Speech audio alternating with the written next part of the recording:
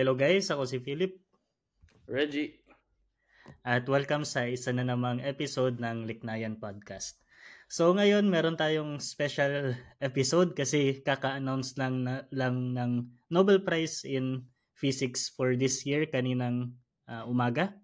So yung Woo! mga nanalo ay sina John Clark, Michelle Devoret at si John Martinez. So sila ay mga experimentalist at nanalo sila para sa contributions nila para sa experiments na pinapakita yung quantum physics in action. Specifically, pinakita nila yung quantum tunneling at quantized energy levels sa electrical circuits. So, Cur ganun siya. wow, curious ako kung ano yung mga yan, eh. Kaso bago pa tayo natin talakayin kung ano yung mga topics na yan, ano bang unang reaction mo dun sa Nobel Prize announcement, Philip? Ako, medyo, I mean, natawa ako kasi quantum. Tapos, I mean, tapos compared sa last year na medyo issue Ay, na yan. Nobel Prize winners, at least this year parang, okay. Yeah. Wala naman akong issue dun sa last year kaso siyempre yung ngayon ay ano, iba talaga. 'Di ba ang Oo. controversial ng last year, eh. Madami pa ding di nagmo-move on dun, eh. Oo, sobrang controversial kasi last year. Tapos ngayon, quantum. Yung artificial neural networks. Kasi yung ngayon ang ganda nga ng na-award. Oo nga Tapos eh. yun nga puntahan natin yung topics, eh, macroscopic quantum tunneling, tapos energy quantization in an electrical circuit. Bilang isa kang quantum na person, familiar ka ba dito sa topics na 'to? Well, sa quantum tunneling at sa quantized energy level, familiar ako doon. Pero dito sa mga applications niya sa electrical circuits, alam mo yun, may surface level ako na mga nabasa lang dati na, alam mo yun, hindi kalaliman na physics level. So, i-discuss ba natin? Isa-isahin ba muna natin lahat? Mabilis lang siguro, kahit quantum tunneling pati energy quantization, basic quantum mechanics. Uh, Kaya mo so, bang okay. i-breakdown? Sige, sige.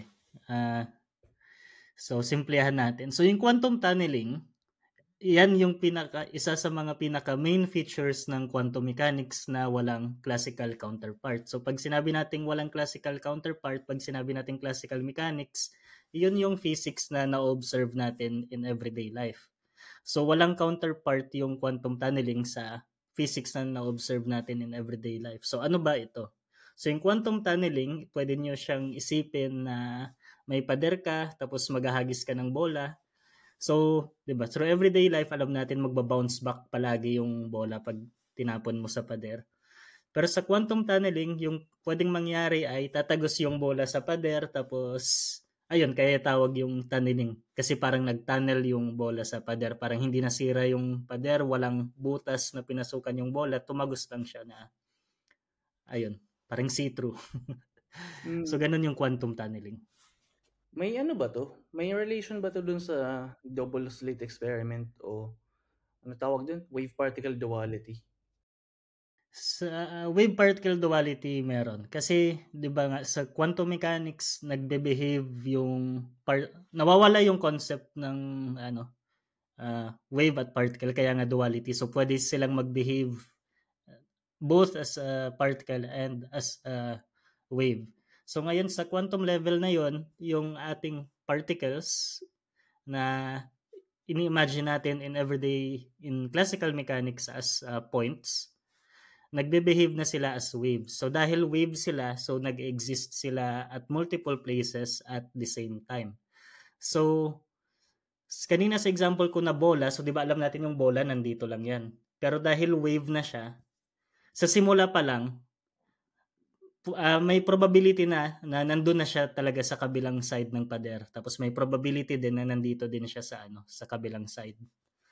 Kaya nagiging possible yung quantum tunneling kasi nagbe-behave siya as a wave. Ang ganda nung mga na-open up na concepts ng quantum mechanics dahil lang na-consider ang wave particle duality. Kasi nung once ang kinonsider na yung electrons bilang waves, pati neutrons ng wave, ang dami nagbukas, eh. Kasi 'di Oo, ba yung konsepto ng tunneling puwede mo naman ipasok halimbawa sa wave mechanics o kapag may wave ka na tumama sa pader o may barrier, may part sa kanya na puwede tumagos. Kaso ngayon in-apply mo siya sa mga particles, so ang ganda ng ano resulta ay quantum mechanics. Tapos ang dami pang ano, experimental predictions kaya nakakatuwa. Pati visual nga 'tong mga 'to, kaya natutuwa talaga ako, eh. oo. Tapos actually although sinabi ko yung classical mechanics, everyday life 'no, pero isa sa manifestations din ng quantum tunneling na puwede natin ma-observe in everyday life ay sunlight. Kasi 'di ba yung sunlight nabubuo siya kasi doon sa sun, sa core ng sun. So, siyempre karamihan ng elements, most ng elements na nandun sa sun ay hydrogen. So, para makabuo ng heavier elements, kailangan mag-merge ng mga hydrogen atoms. So, kailangan lumapit ng lumapit yung hydrogen atoms. Pero may Coulomb force tayo na kapag nilapit natin yung dalawang atoms, yung Coulomb force nagiging infinitely strong pag nilapit mo sila ng nilapit. So, para mag-merge sila, kailangan nilang mag-tunnel. So, pag nag-tunnel sila, magre-release siya ng energy, tapos yun yung na-observe natin na sunlight. So, useful din yung quantum tunneling sa ganun. Ang ganda nga concept yan, eh, tapos dun sa mga estudyanteng nakikinig sa atin, relatively madali i-solve yan, eh, puwede ka gumawa ng toy problem, 'di ba nasa Griffiths nga yan, eh. Yung may Ah, Coulomb barrier ka lang tapos may well ka na ang radii ay yung radii ng nucleus halimbawa, tapos yung challenge sa'yo is ano yung probability na makaka-escape yung particle given this time. Tapos, puwede mo yan i-solve gamit ang WKB approximation, eh, puwede mo i-solve numerically siyempre. Kaso lahat naman kasi magandang magandang exercise nga siya, eh, wala lang. Bonus sa mga estudyante kasi naalala ko yun natutuwa ako sa problema na yan dati. magandang exercise yung quantum tunneling. Tapos, alam ko pwede mo din siyang gamitin na ano, para i-predict yung beta decay time ata. May rough approximation ng beta decay time gamit yung quantum tunneling. So ngayong na-discuss na natin yung quantum tunneling, so Reggie, ano naman yung ibig sabihin pag quantized yung energy levels? Quantized energies. Nagsimula yung konsepto na yan nung ano, eh, nagsimula pa talaga kay Planck yung konsepto ng quantized energy levels kasi nung pinakauna, kapag inanalyze mo yung spectrum ng isang tinatawag na black body, makakakita ka ng instability diyan, ibig sabihin may nagda-diverge. So medyo ano, rough lang ako sa details. Kasi siya kasi yung pinakaunang gumamit nitong konsepto ng energy quantization. Tapos yung divergence na yan, turns out kapag sinulat mo yung energy ng photon, imbis na continuous spectrum yung energy ng photon, gawin mo siyang E equals N HF. Tapos pag ginawa mo yung magic na yan, yung integrals mo, i-turn mo sa sum, and then na-solve na yung problema ng pagda-diverge nung spectrum ng black body.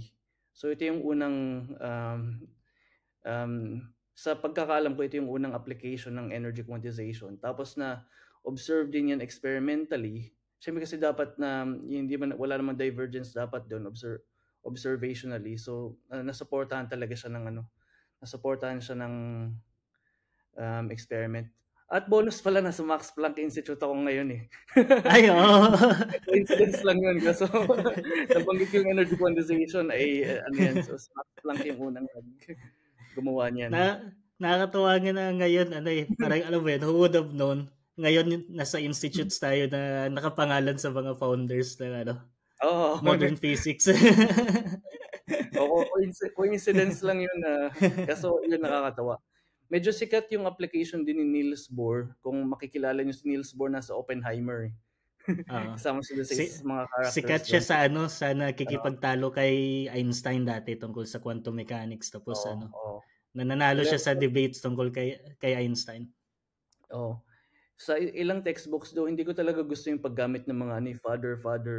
Kasi Oo. alam mo tinatawag siyang father na of all quantum theory. Siya yung unang ang ginawa niya naman kasi yung problema may problema yung theory ni Maxwell tungkol sa hydrogen atom. Yung theory ni Maxwell sa hydrogen atom dahil nag-accelerate yung electron sa paligid ng nucleus, ibig sabihin nag-radiate ng energy yung electron. Ibig sabihin mahuhulog siya sa nucleus in a short time. Tapos it turns out na time na 'to ay napakaikli. So, kailangan mo i-stabilize 'yun. So, may issue ka na naman observationally. Kasi dapat stable 'yun, eh. Hindi mo natin nakikita na unstable yung mga hydrogen atoms. So, yung attempt ni Niels Bohr dun is to quantize yung energy ng electron, by using, quantized orbits. Imbes na nasa kahit saang orbit lang yung electron sa paligid ng proton, nasa quantized orbits naman siya. And then magically, similar dun sa trick ni Planck, tong energy quantization to stabilize everything. So may mga conceptual na corrections na tungkol sa model ng circular orbits ni Bohr. Ngayon, wave functions na yung ginagamit natin. So imbes na two-dimensional picture, tapos may mga bilog-bilog ka lang dyan na quantized orbits, orbitals na yung ginagamit natin. Tapos papasok nga dito chemistry, SPDF. Ayan na yung mga yun, eh. Yung mga quantized states na yun, yung mga dumbbell shapes na ginagamit sa chemistry. At kaya din na-enjoy ako sa mga chemistry classes ko dati dahil dito, eh, kasi medyo may cheat Quantum code. mechanics na, no? Oo, naintindihan ko yung quantum mechanics, eh. Tapos matanda nga ako nag-take nung Chem 17 sa UP Diliman. So talagang may kakaibang Oo. May ano ka na, may experience ka na. Oo, ang taas na ng quantum mechanics ko, ang advanced na ng thermodynamics ko din. Tapos nag-Chem 17 ako ng 5th year. So yung magic nga lang din ay na-stabilize ni Bohr yung hydrogen atom sa pamamagitan ng energy quantization. So similar dun sa pag-quantize si Planck ng energy na stabilize yung black body radiation, ganun sa hydrogen atom. Pati madami pang applications 'yan throughout na tapos ito yung experimentally supported ang energy quantization. Gaya ng madaming predictions ng quantum mechanics. Exactly. Okay, so ngayon na pag-usapan na natin yung quantum tunneling at yung quantized energy levels. Ngayon, ano yung importance ng dalawang to sa electrical circuits? So siguro explain ko na lang, no? So yung importance kasi niyan ay 'di ba yung mga computers natin maraming components 'yan, tapos lalakas yung mga computers natin once na madami kang mga chips na malalagay doon. So nagkakaroon ng size limit yung mga pwede mong ma-manufacture kasi once you go smaller and smaller, nandun ka na sa realm ng quantum mechanics. So ngayon, dahil nag-exist yung quantum tunneling sa quantum mechanics, so for example, if meron kang circuit doon, so ngayon, imbes na naka-design yung circuit na mag-flow lang yung electricity in one direction, dahil meron kang quantum tunneling, pwedeng magkaroon ng current pa pakabila dahil may quantum tunneling. So, pwedeng, alam mo yun, masira yung mga bagay-bagay. Or pwede mo ding i-harness yung quantum tunneling sa mga circuits para gawa pa ng mga bagong technologies. 'Di ba? So kung iisipin mo kasi, 'di ba? So kung meron kang nagta-tunnel na electron, so ibig sabihin meron kang current na walang resistance, 'di ba? So lumalapit na siya sa realm ng hindi naman lumalapit. So nandun na siya ngayon sa realm ng super conductors, yung applications ng quantum tunneling doon sa electrical circuits. So kaya malaking bagay ang contribution na to. Mhm. May tanong ako. Kasi curious lang ako, sikat yung research ng Pilipinas, ng National Institute of Physics in particular, tungkol sa quantum tunneling. Kasi syempre hindi siya related hindi ko alam kung related dito sa macroscopic quantum tunneling. May ba? Hindi ba to pwede magamit experimentally na um, prove or disprove yung quantum tunneling time predictions niyo? Kasi kasama ka Yun dun sa mga malalakas dito. Kasi O iba masyadong malayo? iba yung setup nila eh. Kasi sa amin, okay, may technicalities na na-involve dito. So sa quantum tunneling setup kasi namin, so isipin natin ito yung pader. Yung quantum tunneling setup namin, naka-design siya na initially localized yung wave packet sa isang side. Tapos ipapatravel mo siya tapos tatagos siya, magta-tunnel siya sa kabilang side. So dito naman dito naman sa mga other tunneling setups, ano siya, naka-design siya na yung wave packet, hindi wave packet, yung wave function, nagli-leak na siya doon sa barrier at sa kabilang side. So magkaibang Nage-gets setup ko, siya. oo. So hindi niyo mate-test yung ano, hindi localize yung wave packet tapos wala kang made-define na notion ng time of arrival, 'di ba? Oo. Kasi kailangan mo siyang Kasi, ano. kasi in the first place, nandun na siya. So, ganun siya yung... So, ngayon, ano ba to kung ano? Alam mo na, di ba Reggie, nag-take ka naman dati ng class tungkol sa super conductors. Pwede mo ba kami bigyan ng rough na overview tungkol dito sa kung ano yung parang theory behind sa ginawa nilang experiment? Hindi talaga ako eksperto sa superconductivity kasi yung naalala ko lang na ano, pinaka-core ng pagfu-function ng superconductivity yung tinatawag na Cooper pairs. Kasi yung particles na nagbubuo sa matter ay palaging, ang tawag natin doon mga fermions, electrons, um, protons, yung mga yan ayaw nila nagtatabi-tabi, so di mo sila mapagsasama-sama. Tapos yung may isa pa kasing special class ng particles, ang tawag naman, ang classification naman natin sa particle physics ay bosons. Itong mga bosons naman, ito yung gaya ng ilaw pala, yung liwanag natin. Pag nag-zoom in ka, nag-zoom in sa ilaw natin, makikita mo naggawa yan ng mga particles. As photons yung tawag ng mga yan. Yung mga photons ay bosons. Yung mga quantize nila Einstein sa photoelectric effect, ni Max Planck, mga bosons yung mga yan. So gusto mo yung property ng mga bosons, pati pala yung pag-function ng laser ay bosons ang may kinalaman dun eh. Kasi gusto mong nakakapunta sila lahat sa isang stage, tapos nakakagawa sila ng macroscopic na effect. Tapos yung sa superconductivity, nagpa-function siya kasi may mechanism, may nabuo yung tawag dito yung Bardeen-Cooper, yung BCS theory. May kapag binaba mo ng binaba yung temperature, may point na yung mga electrons ay nagbubuo ng tinatawag na Cooper pairs. Yung novelty ng Cooper pairs ay nag-aaksela sa boson. Though hindi ko sure kung tamang term pa na gamitan ng quasi-particles kasi dahil nag-aaksela ng bosons, ito yung nag-aalaw sa kanila na mag-produce ng macroscopic effect gaya ng superconductivity na bale may dahil sa bosonic feature na to, nakakapag-allow ka na ng current na hindi nagdi-dissipate dun sa superconductor at a given low temperature. Siyempre may mga breakthroughs na experimentally na nakakagawa ng high temperature superconductors. Tapos yung game nga pataasan ng temperature kasi pag napaabot ng room temperature yan, unlimited current yan eh.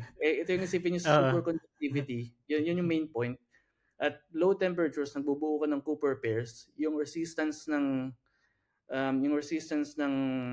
material mo essentially nagzi-zero. So walang pumapatay dun sa current. Tatakbo lang siya dun sa material habang buhay. Dun sa temperature na yun. So yun yung caveat. So yung game experimentally is pataasan ng temperature na makakagawa ka ng superconductors. Tapos wala na akong alam talaga dun sa experimental. Madami tayong mga eksperto sa Pilipinas tungkol nga dyan eh. So lapitan nyo sila. Yung class na tinake ko dati kay Dr. Sarmago, kasama sila sa pinakasikat na sa Pilipinas na gumagawa nitong mga experiments tungkol dito. Dr. Sarmago sa National Institute of Physics. May mga ilan pang gumagawa nito sa Pilipinas. May episode din tayo dati tungkol sa superconductors. Yung guest naman namin ay si Dr. Hauser Villegas. So, panoodin niyo yung episode namin. Ito na. Tungkol naman to dun sa theory ng superconductivity. Tapos si Dr. Villegas ay eksperto dun. Pero actually, tinry ko din nga magbasa tungkol dito sa ginawa nila. So, yung setup pala ay meron kang dalawang superconductor. tapos may parang insulating film, tapos ano ba yan? Nakikita ba yan? So may dalawa kang superconductor, tapos may thin film ka dito sa gitna nila, tapos ayun, may nakukuha silang mga bagay-bagay doon. Pero yung interesting kasi dito, kaya mong ma-harness yung quantum mechanics na mga features macroscopically. Kasi 'di ba nung initially nung na-discover yung quantum mechanics, yung iniisip ng lahat para lang to sa mga maliliit na bagay tulad ng atoms, molecules, and so on. Pero pero pwede palang mag-behave quantum mechanically yung mga macroscopic na mga bagay. Ibig sabihin yung mga malalaking bagay. So yun din yung Madaming novelty doon. madaming madaming ano 'yan, may dadagdag ako diyan, madaming macroscopic manifestations ang quantum mechanics. Yung Bose-Einstein condensate, lasers, isa na 'tong superconductivity. Babanggitin ko yung pinakapaborito ko, na hindi naman bosonic, neutron stars. Oo nga. Tapos ito talagang wala ng usapan, sobrang laki at malakas ang gravity ng mga 'to. So, I think isang misconception din 'yun 'no, na parang tinuturo sa atin, for example nung mga bata-bata pa tayo, na yung quantum mechanics ay physics ng mga maliliit na bagay. Actually, technically wala namang size limit yung quantum mechanics. It's about parang makontrol or ma-isolate mo yung system such that hindi siya mag-decohere. Pag sinabi nating decohere, hindi mawawala yung quantumness niya. So, ganun yung game doon. So, madaming macroscopic na quantum mechanics na manifestations na pwede ding mangyari. Okay, so I think so yun lang para sa episode natin ngayon, guys, and see you sa next episode. Bye. Bye.